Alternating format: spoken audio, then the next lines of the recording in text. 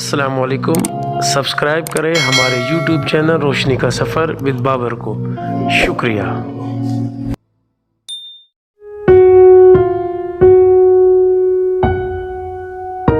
दिसंबर में कहा था ना कि वापस लौट आऊंगा, अभी तक तुम नहीं लौटे। दिसंबर लौट आया है, मुझे क्या फर्क पड़ता है, दिसंबर बीत जाए तो। उदासी मेरी फितरत है, इसे मौसम से क्या लेना।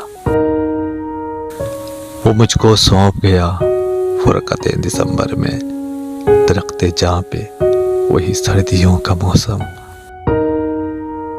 दिसंबर की शब आखिर ना पूछो किस तरह गुजरी, यही लगता था हरदम वो हमें कुछ भूल भेजेगा।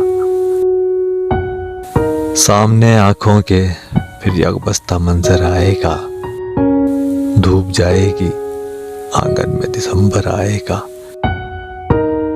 मुझसे पूछो कभी तकमील न होने की चुभन मुझ पर बीते हैं कई साल दिसंबर के बगैर। अलाव बन के दिसंबर की सर्द रातों में तेरा ख्याल मेरे ताक़चों में रहता है। ये साल भी उदास रहा, रूठ कर गया, तुझसे मिले बगैर दिसंबर गुजर गया।